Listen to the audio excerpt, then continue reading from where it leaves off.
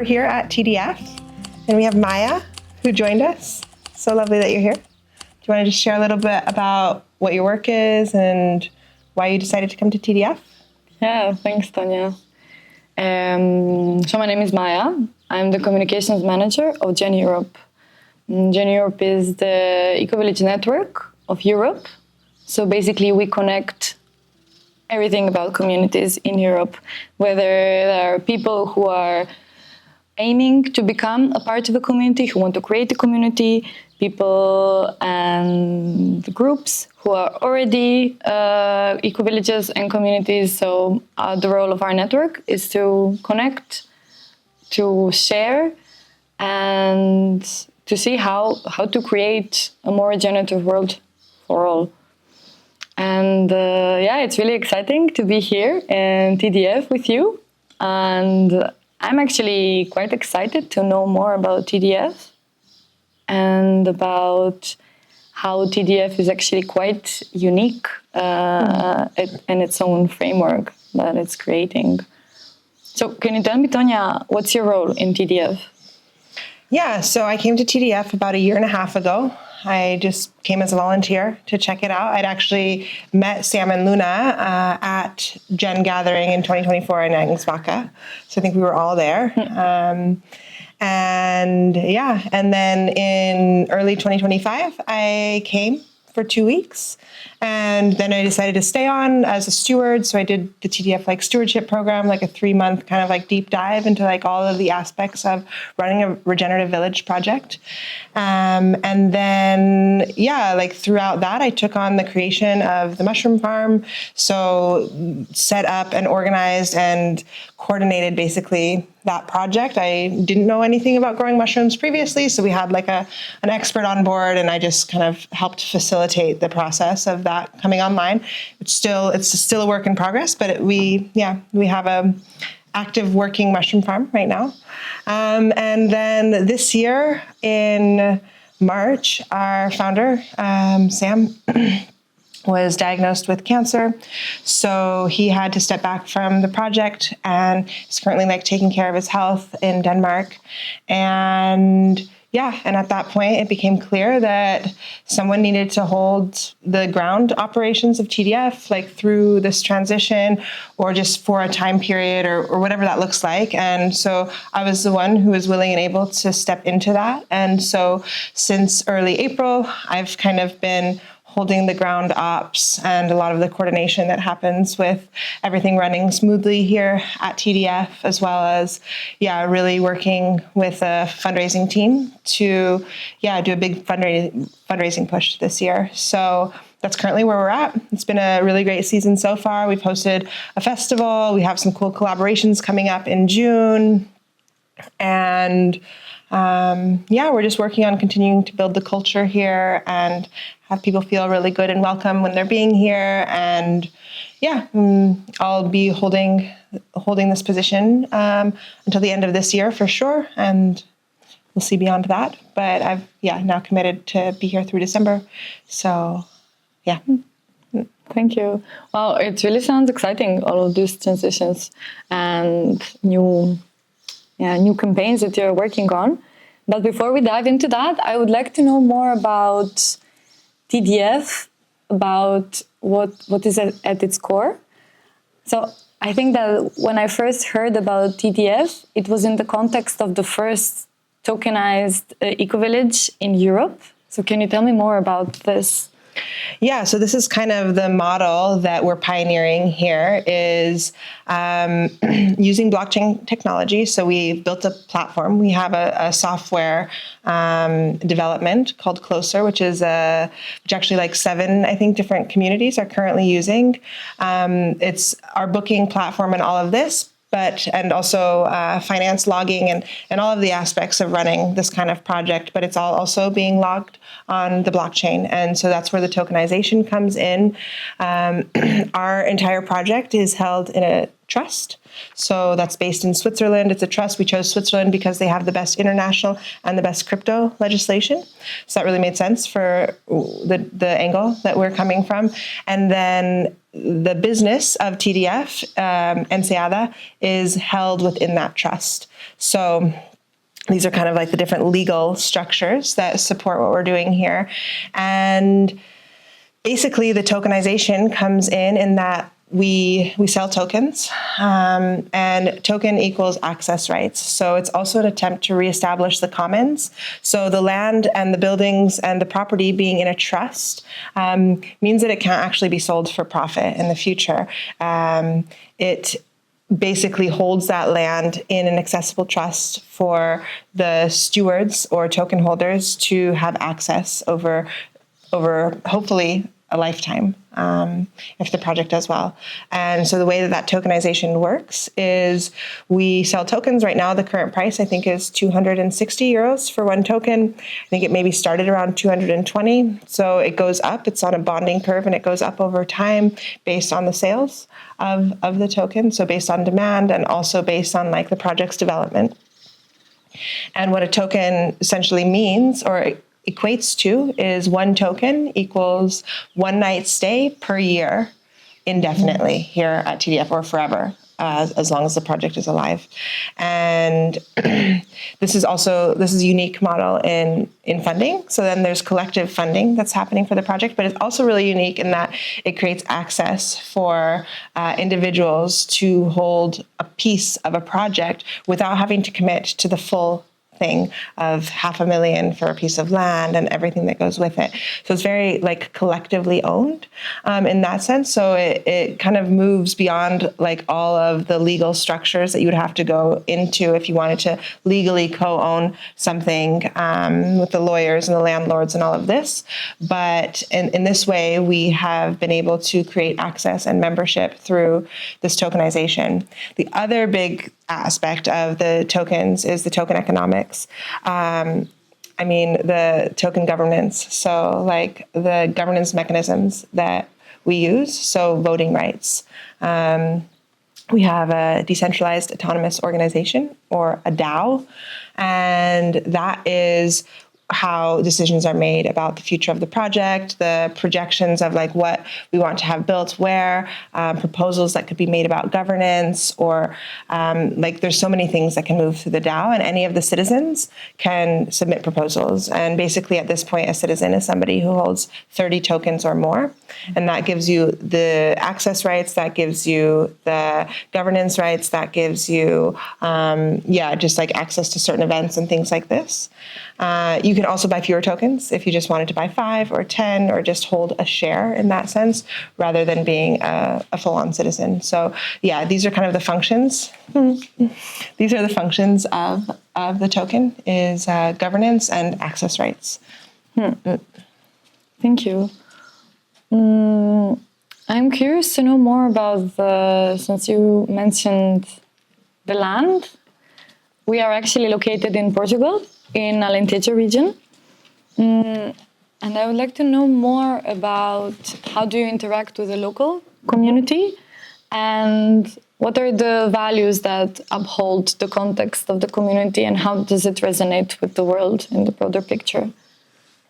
Yeah, so the context of the community is land restoration and and conservation. So right now, the reason this particular piece of land was chosen is in a particularly dry region of Alentejo, Portugal. And so one of the big issues here is water retention, just like drought. And so since the beginning, that is one of the first things that has been worked on here, is a water retention landscape to sink, spread, and stop the flow of water leaving the land.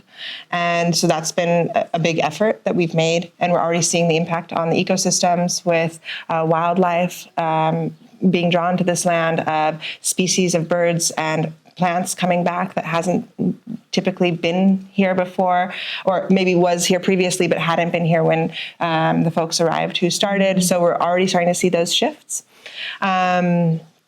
And then as far as like outreach into the local like networks and things like that, we really try to go for collaborations with local groups. So for example, a few weeks ago, we had a Cub Scouts group, like a local Cub Scouts group come for the weekend, and we facilitated them like learning about like the water retention landscapes that we're doing, the permaculture garden stuff. We had them make some seed balls with clay and seeds and spread them as well as take them home. They camped out on the land and they did like a little evening show for us around the fire, and members went down to watch that. So there's this, active collaboration and also a deep desire to continue collaborating with especially children's groups and like educational groups. So we're hoping that potentially we can also collaborate with the scouts, the older kids, to bring them out here and keep building those relationships. Another project that we're working on a collaboration with right now is sort of try to leverage all of our networks and create more visibility and accessibility for all of the projects involved. Mm-hmm. There's more who are involved in this. And then as far as like the local community, once a year we do like an Abella art show. So we reach out to local artists and people of the region to bring their art and put that on display here. We also last year started doing markets in the winter months because we have this like massive indoor space, which a lot of the other projects around here don't have. And so there's kind of like a gap of market spaces during the winter months. And so that's something that we have been hosting here. And we really try to bring a lot of artisans and local food producers from Abella to sell and network and share their wisdom and their experience. I think we had a basket weaving group come at one point for the Abella Art Fair and teach kind of traditional methods of weaving. And I think like we're really interested in as many collaborations with the local community as possible. The way that we're taking that seriously on our end is like some of the core team is learning Portuguese, and we have been for the last like 8 months taking those courses, trying to just make sure that we're able to also speak the language that is locally spoken. So that's a real priority for us. Thank you.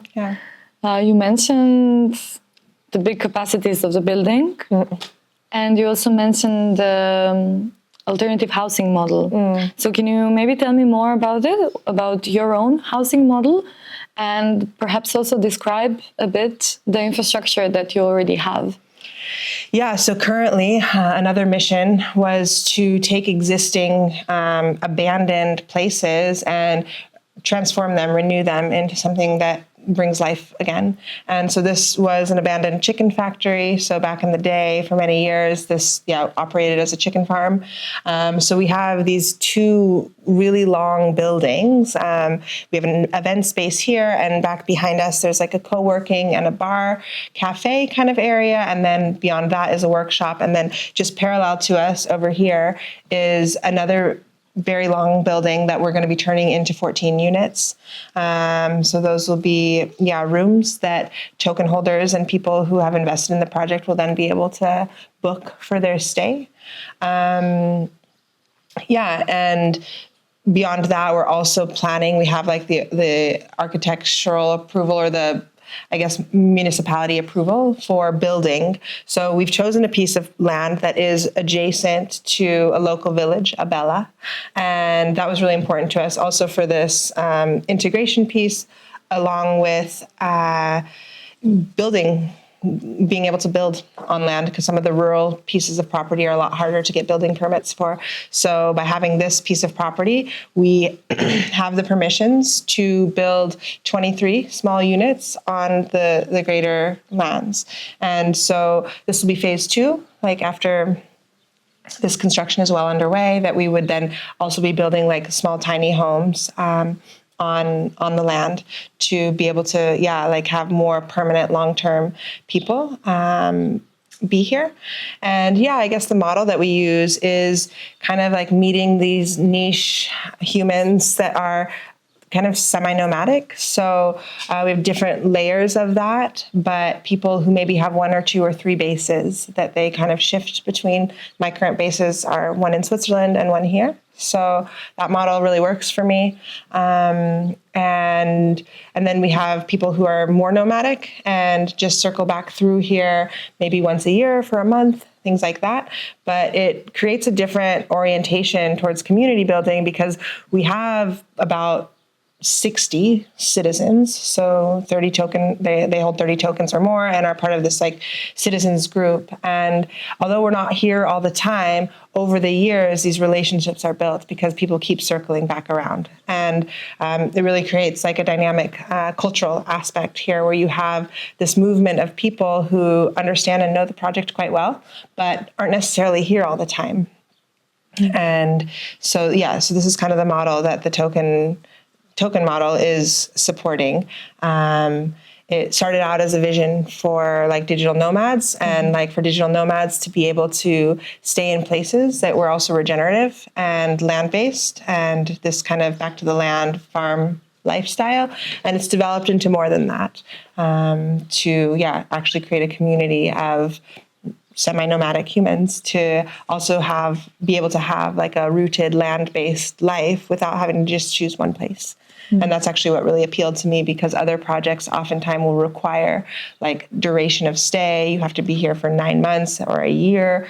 And then the expectation is that you're kind of a permanent member all the time. And for me, that just doesn't work because I'm from many places. And so this model was why I chose TDF because it seemed like a way that really fit with the lifestyle that I have been living and wish to continue. Yeah. Thank you. So in the future, you're actually aiming to create 14 new units and also 23 small, tiny houses. Yeah. Let's call it that.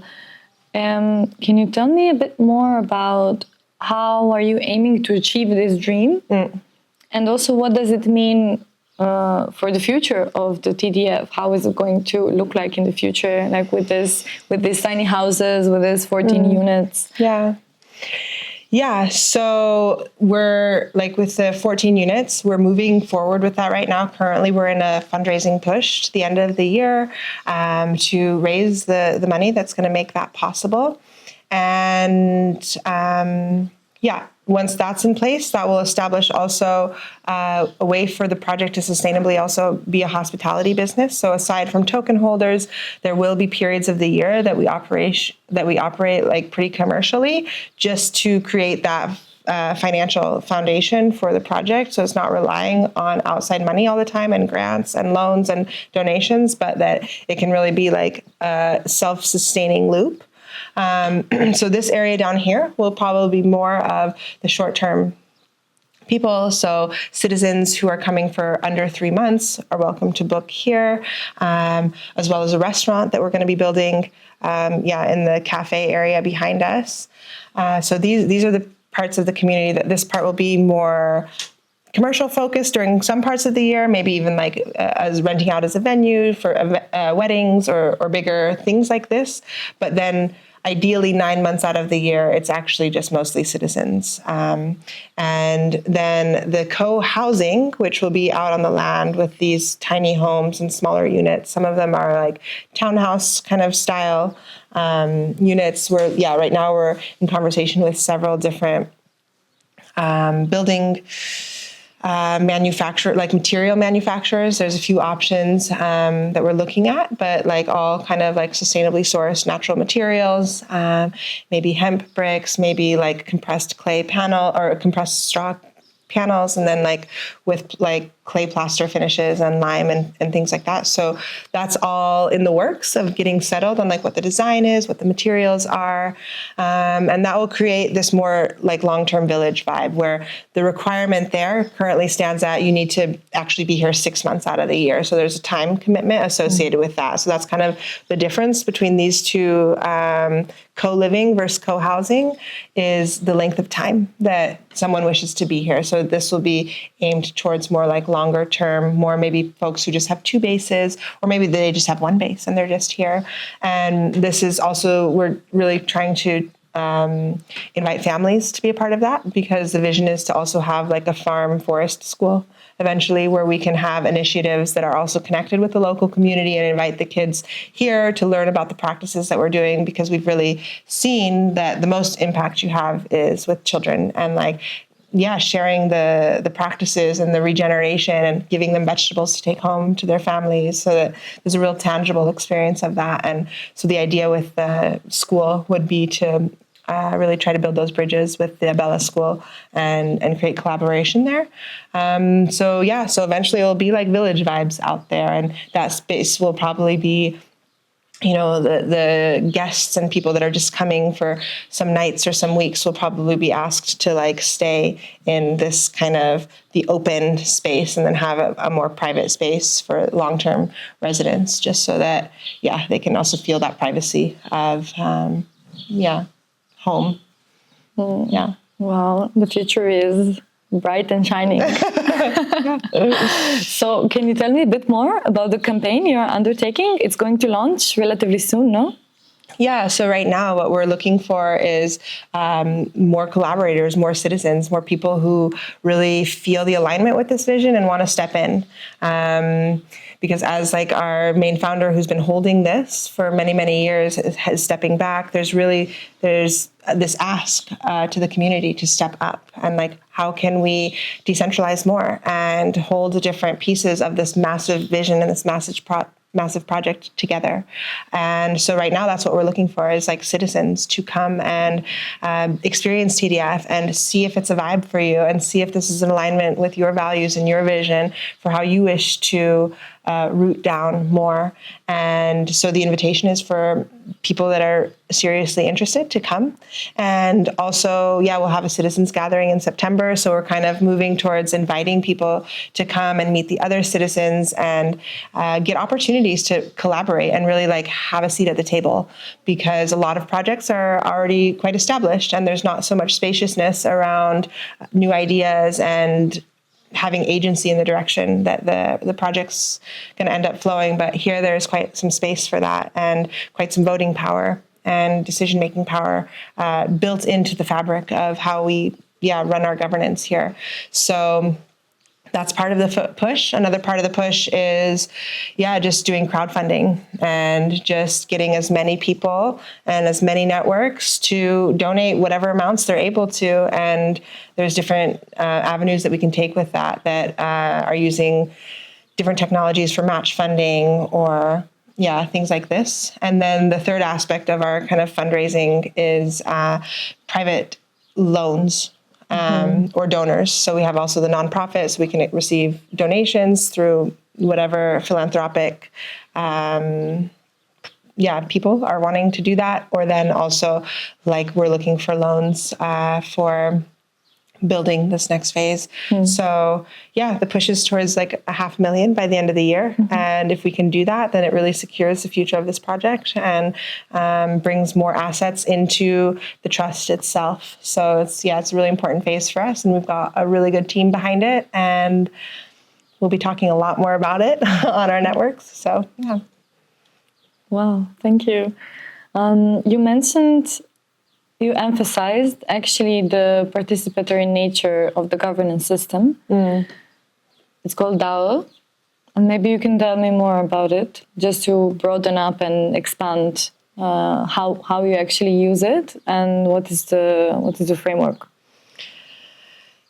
So we use the website our website has like a section for citizens where proposals are submitted. So if you have a proposal for how you wish something to change in the structure of the governance, in the structure of decision making, in the roadmap for the project, you could submit a proposal, and then for 2 weeks, it's announced to all the citizens, who can then go make comments on it and adjust it and get it into more alignment. And then there's another phase after that. That's a 2-week phase of voting to pass it or not pass it.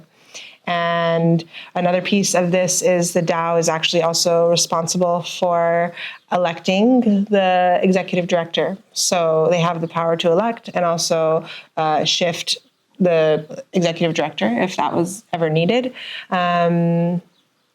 And then that's also kind of like where the accountability comes in for the executive director presenting the roadmap, the financial roadmap for the year, and that being approved. And then also sharing again, like how that went.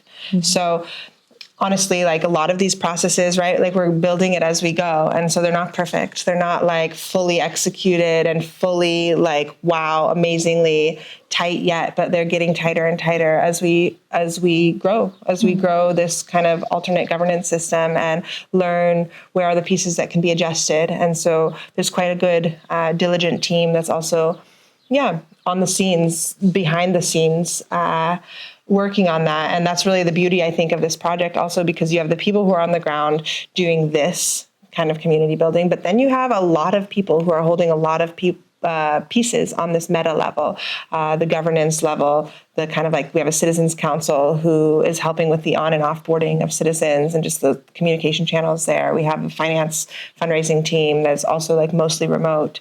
And so there's quite a lot of circles also of community members that are supporting this from a distance. So when you come to TDF, it's really not just what you see on the ground. There's so many more people behind this, supporting this. And I think that's what makes this really unique, is there's a lot of buy-in and a lot of commitment from a lot of people. You just might not meet them all when you're here. But if you come for a citizens gathering, like a lot of them will be here. So, yeah. And when is the citizens gathering happening? It's in September. So I think it's the 12th through the 18th. Yeah, that third week or second week of, second week, I guess, of third week of September. Yeah. And this year you're going to be present at various gatherings this summer. Yeah. So we're looking at joining Jen.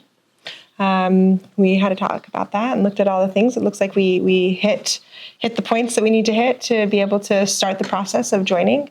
So if we get that underway, we'd also really love to come to Jen and do a presentation or contribute in whatever way we can.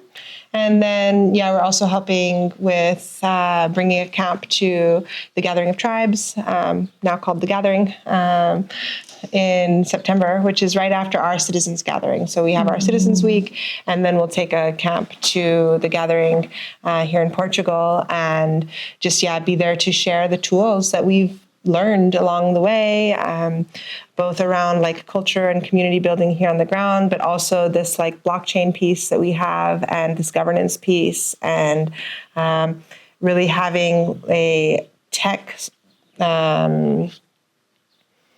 framework that can be supportive to a lot of other projects. And the vision also of TDF or of the trust, OASA is kind of this umbrella trust organization. The vision of OASA is to have many villages under its umbrella of land conservation, but also tokenization, and being able to have these kind of streams of people coming and going through the different villages that are operating in a similar but all very unique way. So so we're really excited to bring some of these tools and learnings and share with with other projects, with other humans, and who are wanting to implement things like this, and also see if we can find our people and meet them and bring them into what we're doing, and bring in collaborators and builders and all the good things. I'm really looking forward to see you in many different places this summer. And you expressed that TDF is now aiming to become a member of Gen Europe. What would it mean for you to become a member of the Ecovillage network of Europe? I think right now, like the future of this like eco-village movement really is at a point where cross-pollination and collaboration is becoming really important, because we're established. Like there are a lot of projects across Europe that have been here for a while doing really good work. And so the nodes are all set up. And so it just seems like now is the time to just really like activate and cross-pollinate and connect and just like let the networking do its thing of finding ways to collaborate and promote each other, and just like really like build this movement to the next level. That's what it feels like for me. The pieces are set, and now it's really time to bring more influence through collaboration and sharing what we know and sharing our networks and our audiences to just, support this movement as a whole, because I think that's really what it's about. We each have our vision. We each have a unique perspective that we're bringing. But at the end of the day, we're all here for one thing, and that's a paradigm shift into, rooting down and taking care of land and taking care of each other and taking care of body and self and all of the layers. So I think that joining Jen is a really great opportunity for us to just, meet more collaborators and connect more deeply into the network, and also like make our space available for the needs of other projects or community movements or events, or I think just this cross-pollination is what we're really leaning into right now. Sharing resources, sharing knowledge, and learning from each other. I think it's essential at this very moment. And speaking of this very moment, I would also be curious to know your thoughts on how do you see the impact of TTF in this changing world at the moment. You mentioned the paradigm shift, and I would really love to know more from you, from your perspective, from a perspective of person building something, building TTF and bringing it to new heights. Yeah, I mean, I think that we're all kind of seeing the multi-crises that are happening around the globe right now. And I think a lot of it's rooted in disconnection. And so, being able to have a place where people can come to connect to land and to each other, I think is one of the solutions that we need to make more accessible. And just also shifting this orientation of like extractive relationship to nature and to each other. And that's like really deep work, because I think it's simpler to shift the relationship of extraction to the land because it's more obvious. You can see like, okay, we can measure things here, like what biodiversity have we increased? And this is something that we're pretty diligent about, like what biodiversity has increased in the soils here over the time, what variety of trees have we planted? So, that's like pretty measurable. But then there's like also this like the interpersonal piece of like, how do we shift these relationships of extraction and like really reflect on, like how we are being and showing up in the world. And I think this is the phase that TDF right now is moving into. We've done quite a good job with the land-based things. And now it's the culture building and the really deep examination of how we're relating to each other and to life. And I think from a personal perspective, like that's really also what's needed globally, is like self-responsibility of the individual needing to recognize like what thoughts and actions and ways of interacting with people that are of this extractive kind of matter, and turning that into relationships of renewal, of gift giving, of creating win-win-win, of collaboration, of resource sharing. And so like all of our stuff that we're building here is also open source. So we like to also make the things available that, the tools that we're finding, the compost toilet structures that we've built, like those plans are available if others wanted to use them, right? So this kind of like skill sharing, idea sharing piece. I've kind of like lost the track of what the original question was, but I guess that's the paradigm shift that I see needing to happen. It's inner and outer, and we need examples of that. And we need places for people who are leaning into that but not ready to take the leap. We need places for them to come and experience it again and again and again, so that eventually they'll also reach that point of, okay, here's how I'm going to bring this into my life, whether that's in their just individual relationships or that's actually like moving to a project like this, supporting movements like this, but just I think also the awareness building of like, we can do this, there is another way, and we're building it. Yeah, so if I may like ask you a question of just like, what is the role of Jen in all of this, and how can Jen support this movement and communities that are within its network? Yeah, so we definitely see ecovillages as living laboratory of the future. And the future is happening already in many different places, around the world. And the future is, it's not happening everywhere at the same time, but in different places, in different ways. We are trying to connect people who are living differently, who are experimenting and finding out different solutions on how to live together within planetary boundaries.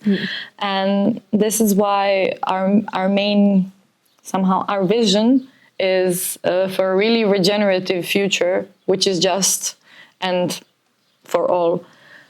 And Gen Europe is actually part of global, Gen Europe stands for Global Ecovillage Network Europe, meaning that it's part of Gen International, which is like the whole world of ecovillages that is around us in many different continents. And we stand upon pillars of regeneration, as you mentioned previously. So it's social regeneration, economic regeneration, ecological regeneration, and also cultural regeneration, because this is somehow the main part of this, not the main, but crucial part of the paradigm shift, which is often very intangible. So this is our role in this changing world, and to connect different communities and to inspire individuals in order to join or create communities. And what we do for communities is basically we offer pathways through which conversations can start. Because oftentimes it happens so that communities believe that they are the issues that they are facing, that they're actually the only one that they are facing these issues. For example, the issue of conflict and conflict resolution within communities is a big one. And actually, ecovillages and communities are the places from which the whole society can learn from about conflict resolution skills.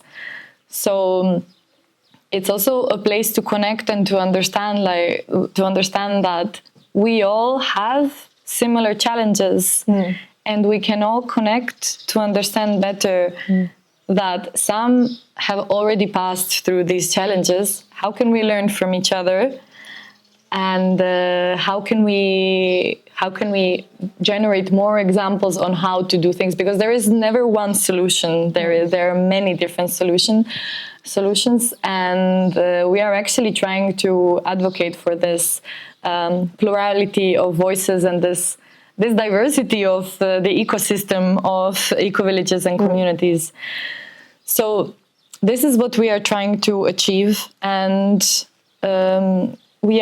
since we are a European network, we generally communicate with our members and try to meet within digital realm.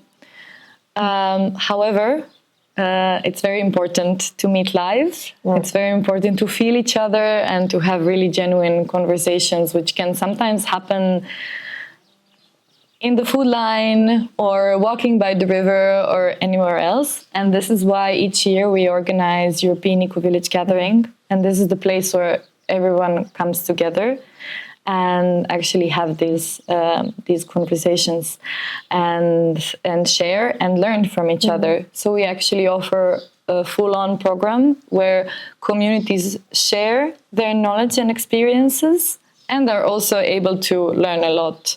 And this is something that strengthens us. This is why this network also exists, because it shows us that it's not that we are not alone, but we are actually many, and we can inspire each other, and we can excite each other, and we can show up for each other. We can show appreciation, which really brings energy to move forward and beyond what's imaginable. So for our members, we also offer participation in the General Assembly, which is quite important to shape the movement of the network. And also what we are doing quite a lot of European projects. It's important for us to do European projects because we see that we are a part of a whole. So our role in the society is also to do quite some advocacy, because we are aiming to expand to the outer world. So this is why we often, as you are, collaborating with local municipalities, but with other different organizations across Europe and beyond who are working towards the similar direction, with whom somehow we share a vision.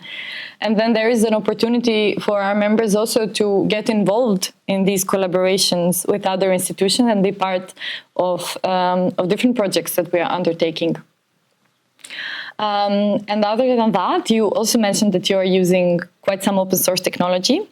We are also advocating, since we are a digitally based somehow network due to the fact that we are spread all over the Europe. We offer to our members also different kinds of open source tools. It's also very aligned with our ethics to use open source technologies. And so it's about how can we communicate more ethically in the digital sphere, how we can use tools which are more ethical than other ones, and how do we navigate this digital world also somehow aligned with our values, and how we can share that. This is something that's quite important for us. And other than that, we are also trying to always cross-pollinate and to connect our members and to create a lot of a base of knowledge and education for our members and the ones that are only about to become one. And then as well, like to individuals, it's quite important also to. We also have individual membership, for example. So we can have ecovillages, aspiring ecovillages, eco projects, and also networks, national networks of ecovillages as members. But then there are also individual members, which we found is quite important because oftentimes people who haven't yet become a part of a community find themselves a bit. They don't have a sensation of belonging to anywhere. So then having at least this belonging to a network allows them to create pathways to a community, such as, for example, TDF. Mm-hmm. Well, it sounds like we could really, gain a lot and give a lot to this network. So, really excited about moving forward with that and being with y'all this summer at Gen.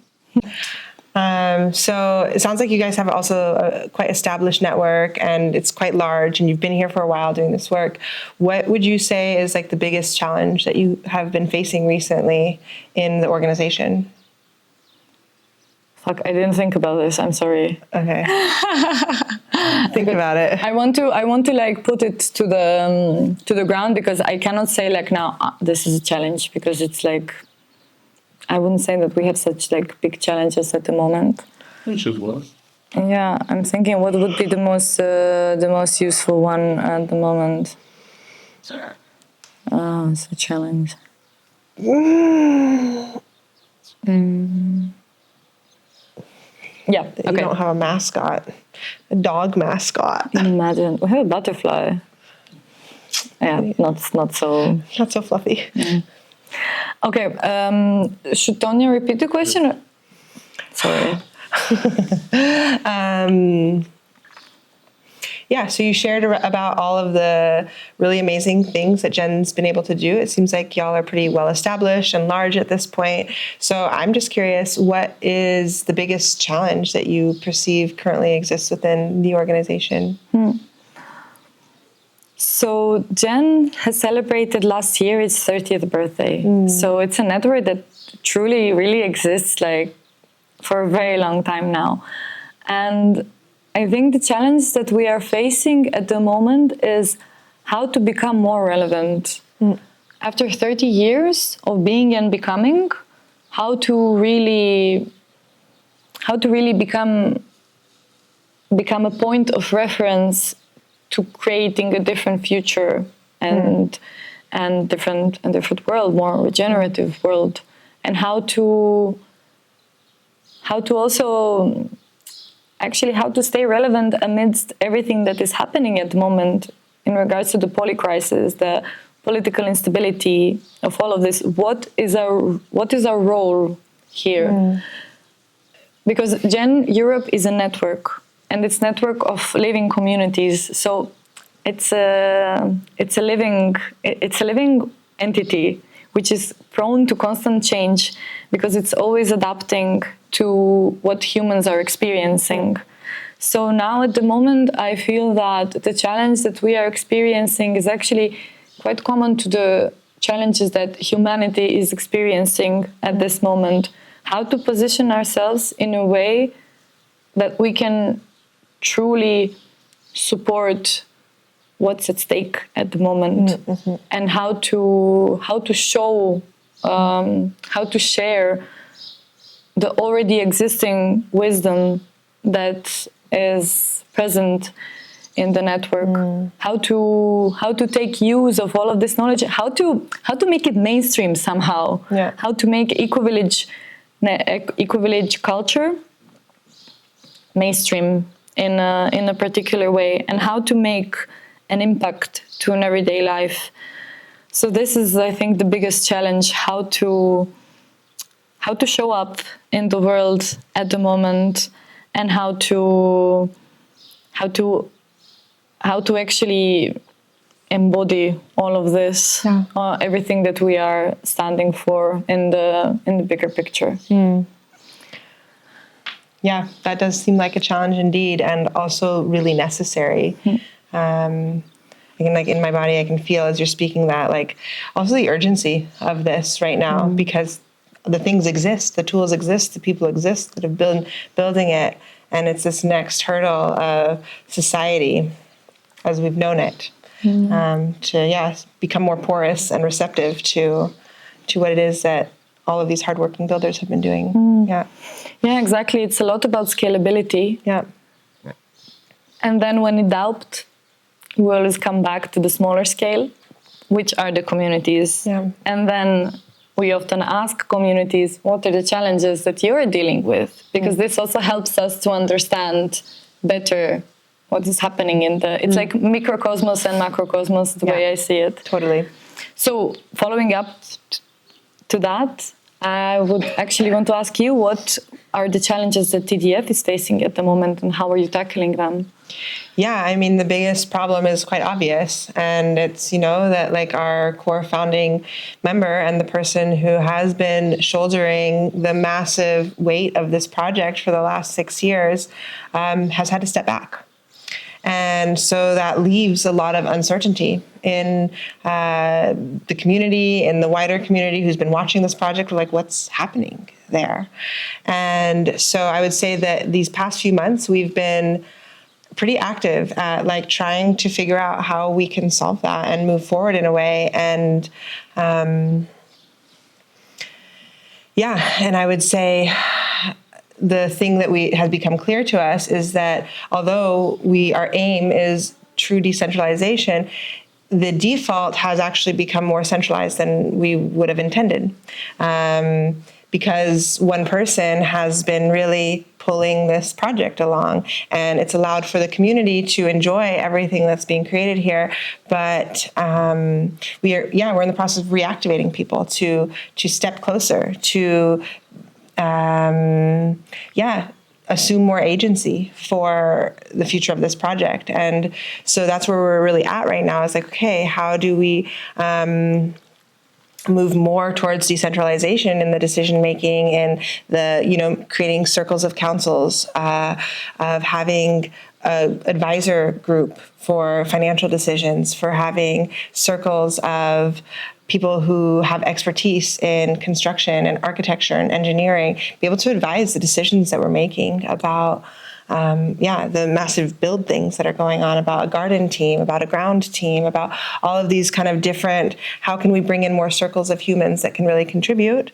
I think along with that also just is this invitation of that we have space to bring your voice to the table. And that's really what we're also asking of our community members, like, come closer, like, build with us, like, we need you right now, and we really want this to work, and we're here to make it work, and we've got a great team here, and it won't be possible unless more people really step in. And so I think that is the opportunity of this moment of we're really being pushed into a direction where we have to do this. And I really see that the community is mobilizing in a really beautiful way. Monday to figure out how we can restructure, figure out how we can get these finances, figure out how we can distribute the weight of building something like this, because especially in a project like this with so many members and so much infrastructure, not only physical but digitally, like there's just a lot, and and it just needs more people to support and help take ownership of different pieces of this big puzzle that we're trying to fit together. And I think it's happening. And it's also a very open, very welcoming invitation that if you're feeling the alignment to join and participate and really get your hands dirty on the ground with us, that, like, please come. And we're very open to more collaboration with the creatives and the visionaries and the builders and the people who are here for this mission of really making the shift tangible.